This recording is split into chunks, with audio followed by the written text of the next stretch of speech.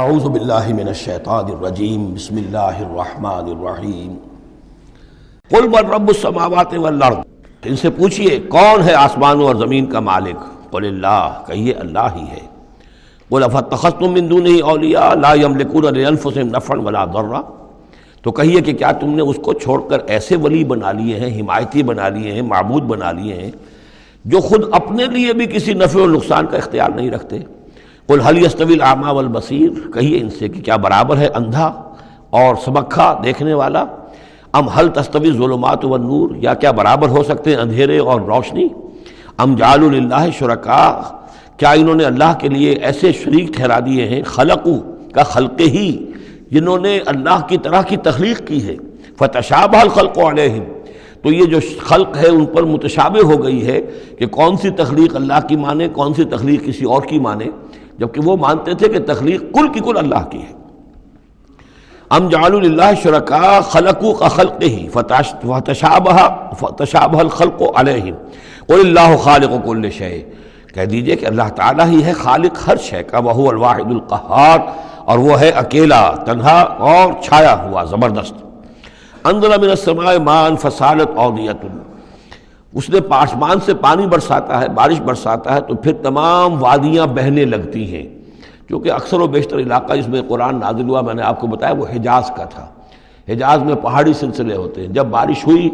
تو اب پہاڑوں کی رینج کے درمیان وادیاں ہیں، پھر وادیوں میں پانی جو سیلاب آتا ہے، سالت اودیۃ، تمام وادیاں جو ہیں وہ بہہ نکلی سیلاب کے ساتھ، بے قدرہا، اپنی اپنی وسعت کے مطابق۔ کسی وادی کا کیچمنٹ ایریا زیادہ ہے تو زیادہ زوردار سیلاب آ جائے گا، کسی کا تھوڑا ہے کیچمنٹ ایریا، تھوڑا سیلاب آئے گا۔ فاحتمل السیل زبدا رابیہ، اور جب یہ سیلاب آتا ہے تو وہ اپنے اوپر ایک جھاگ سا اٹھا لیتا ہے، وہ جھاگ اوپر اٹھ رہا ہے، جھاگ جو ہے نظر آ رہا ہے بہت کچھ، حالانکہ ہے وہ جھاگ، اس کی کوئی حقیقت نہیں۔ ومما یوقدون علیہ فی النار ابتغاء حلیۃ او متاع زبد مثلہ، اور یہ جب آگ پر تپاتے ہیں دھاتوں وغیرہ کو کہ وہ زیور بنانے کے لیے یا کوئی اور ساز و سامان بنانے کے لیے، تو جب آگ کے اوپر ان کو تپایا جاتا ہے تو وہاں بھی اس کے اوپر بھی جھاگ پیدا ہو جاتا ہے اسی طریقے کا۔ کذالک یضرب اللہ الحق والباطل، اسی طرح اللہ تعالیٰ حق و باطل کو ٹکراتا ہے۔ اس کے دو ترجمے کیے گئے ہیں، اس طرح اللہ تعالیٰ حق و باطل کو ٹکراتا ہے، یا اسی طرح اللہ تعالیٰ حق اور باطل کی مثال بیان کرتا ہے۔ فاما الزبد فیذهب جفاء، تو یہ جو اوپر کا ہوتا ہے جھاگ وہ تو پھر خشک ہو جاتا ہے، ختم ہو جاتا ہے، اس کی کوئی حقیقت نہیں ہوتی۔ واما ما ينفع الناس فيمكث في الارض، اور جو شے لوگوں کے لیے مفید ہوتی ہے، پانی مفید ہے جو نیچے ہے نظر نہیں آ رہا، اوپر جھاگ نظر آ رہا ہے، نیچے پانی ہے، مفید شے تو پانی ہے،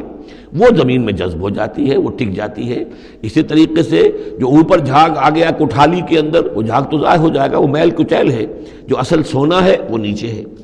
وَأَمَّا مَا يَنْفَعُ النَّاسَ فَيَمْكُثُ فِي الْأَرْضِ كَذَلِكَ يَضْرِبُ اللَّهُ الْأَمْثَالَ، اسی طرح اللہ تعالیٰ مثالیں بیان کرتا ہے۔ یہ مقام اس اعتبار سے بہت اہم ہے کہ اس میں جو ڈائلیکٹیکل میٹریلزم کا فلسفہ ہے مارکس کا، اس کا جتنا حصہ صحیح ہے وہ یہاں قرآن مجید میں اس آیت میں موجود ہے۔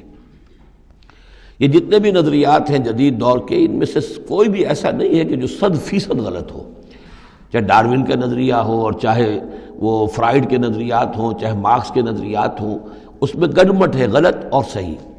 تو جہاں تک ڈائلیکٹیکل میٹریلزم کا یہ فلسفہ ہے کہ ایک شے کسی معاشرے میں پیدا ہوتی ہے، وہ دعویٰ بن جاتی ہے، تھیسس، اس کا پھر ایک رد عمل پیدا ہوتا ہے، اینٹی تھیسس، پھر یہ تھیسس اور اینٹی تھیسس ٹکراتے ہیں، ان کے ٹکرانے سے پھر ایک نئی شکل پیدا ہوتی ہے، وہ اب سنتھسس ہے، ایک بہتر شکل وجود میں آ جائے گی۔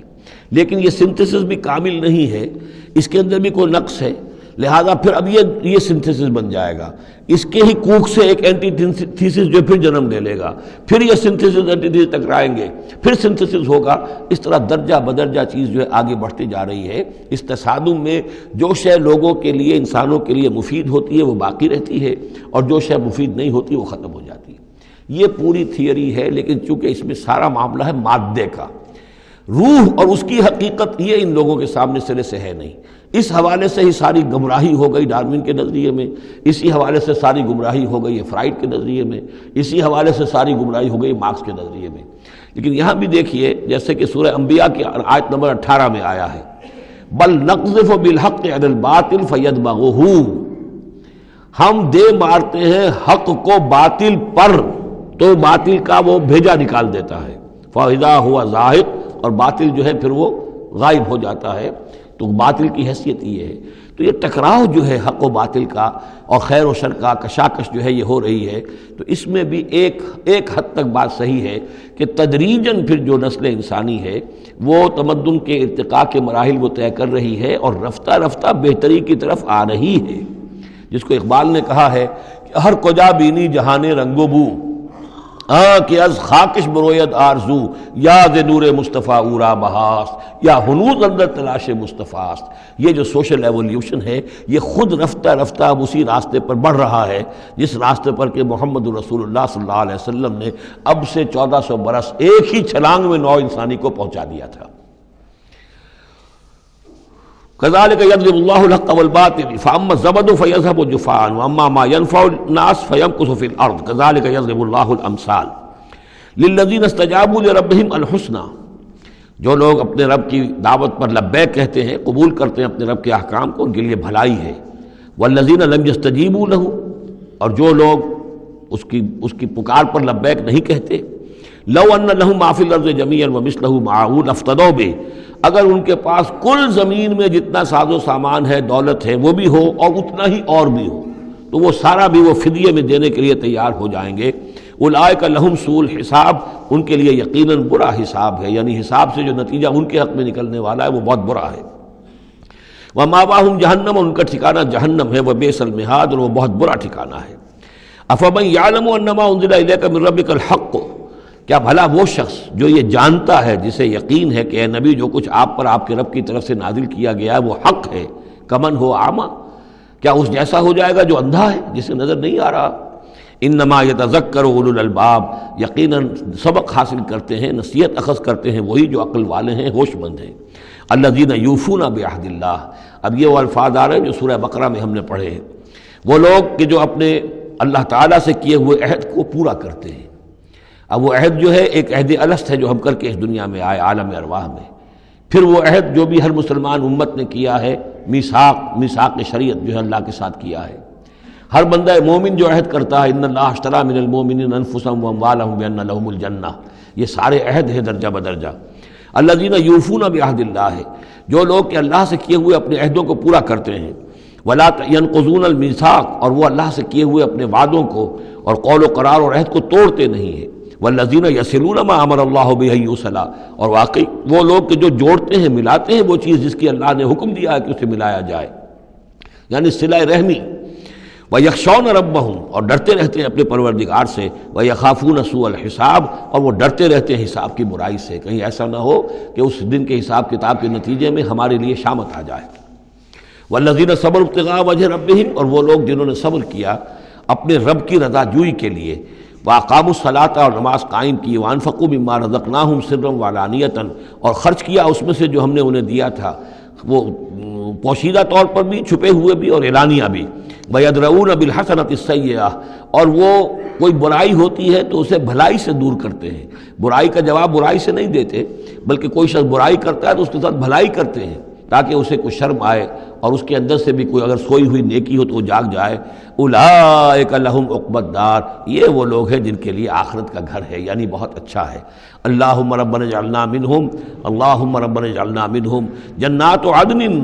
وہ باغات ہیں رہنے والے، ریزیڈینشل گارڈنز ہیں، یدخلونہا، جس میں وہ داخل ہوں گے، ومن صلح من آبائہم وازواجہم، اور جو بھی صالح ہوں گے ان کے آباء میں سے، ان کی بیویوں میں سے، وذریاتہم، اور ان کی اولاد میں سے، والملائکۃ یدخلون علیہم من کل باب، اور ہر دروازے سے جنت کے فرشتے ان کے سامنے حاضر ہوتے رہیں گے، سلام علیکم، اور سلام کرتے رہیں گے انہیں، بما صبرتم، سلامتی ہو آپ پر جو آپ لوگوں نے صبر کیا، فنعم عقبی الدار، تو کیا ہی اچھا ہے یہ عاقبت کا گھر۔ یہاں نوٹ کر لیجئے کہ یہ جو فرمایا گیا ہے کہ جو اہل ایمان ہیں جن کو جنت اللہ تعالیٰ دے گا، تو ان کے آباء و اجداد میں سے بھی، ان کے آباء میں سے اور ان کی بیویوں میں سے، ان کی اولاد میں سے بھی جو صالح ہوں گے انہیں ان کے ساتھ شامل کر دے گا۔ اس کا کیا مطلب؟ ظاہر بات ہے کہ ان کے آباء میں سے، اولاد میں سے کافر ہوں گے تو وہ تو نہیں آ سکتے، لیکن صالح ہوں گے، وہ جو کم سے کم بیس لائن ہے، انبیاء، صدیقین، شہداء، صالحین،